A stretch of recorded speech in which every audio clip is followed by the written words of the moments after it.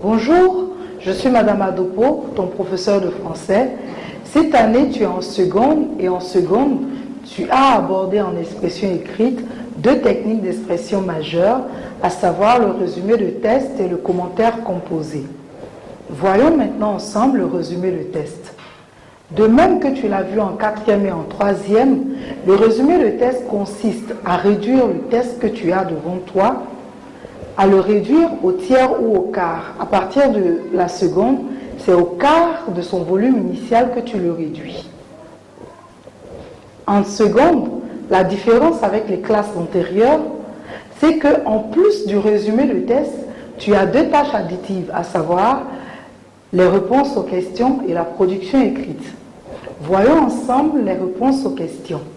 Ce qu'il est essentiel que tu retiennes dans cette rubrique, c'est que les réponses aux questions doivent être entièrement rédigées. Qu'est-ce que nous entendons par entièrement rédigé? Lorsqu'on te demandera par exemple, donne le thème du texte, tu ne diras pas le thème, la publicité, par exemple.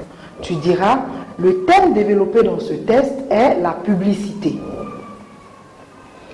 On te demande de rédiger entièrement pour t'apprendre, toi, à faire une phrase française correcte, à savoir comment agencer les mots, à savoir comment rédiger correctement une phrase. Abordons maintenant le résumé proprement dit.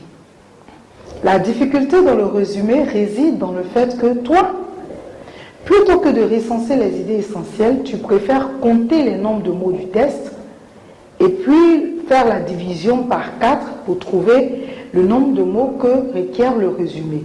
Ce n'est pas cela. Ce qu'il convient de faire dans le résumé de test, c'est de relever les idées essentielles. Tu me demanderas certainement qu'appelle-t-on idée essentielle? Et je te réponds que les idées essentielles dans le test, ce sont les arguments que l'auteur donne pour étayer la thèse qu'il a donnée. Donc pour toi, pour trouver les idées essentielles, il te faut d'abord répondre à la phrase suivante, de quoi parle l'auteur? Ou alors, quelle est la position de l'auteur dans ce test? Ou bien encore, quelle est la thèse défendue par l'auteur dans ce test?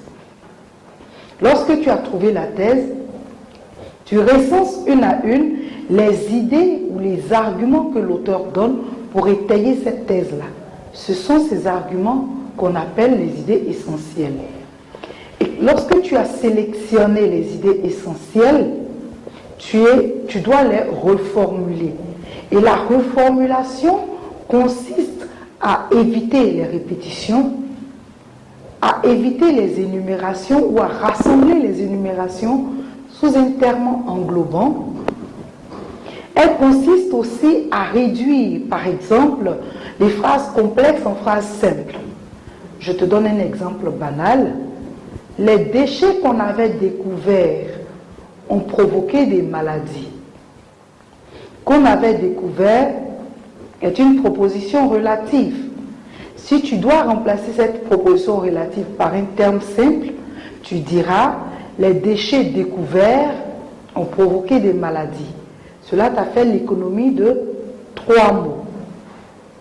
Après avoir donc reformulé tes idées essentielles, il est important que tu relis les idées ou les phrases par des connecteurs logiques.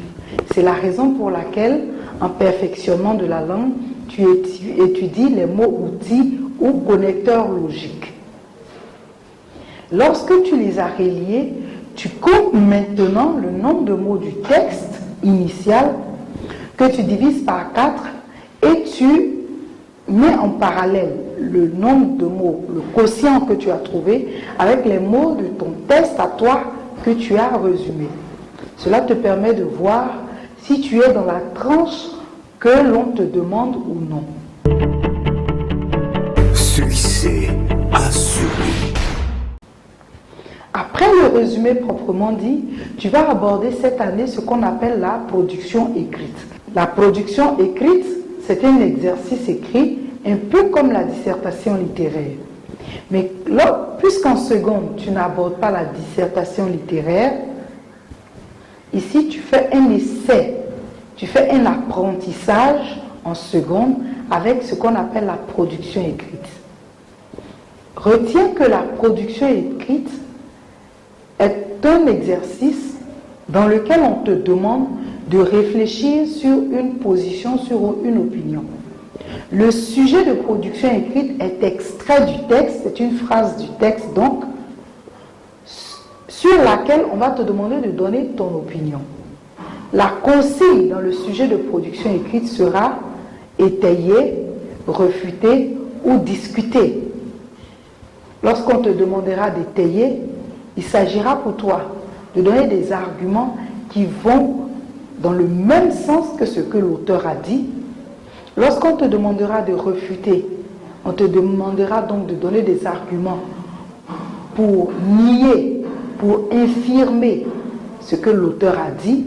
Et lorsqu'on te demandera de réfuter, tu auras donc deux types d'arguments à donner, des arguments pour ou des arguments contre.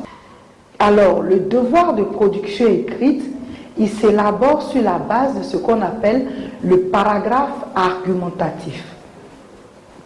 Le paragraphe argumentatif est composé de l'idée essentielle, du moins la première idée, ensuite un argument, enfin un ou deux exemples.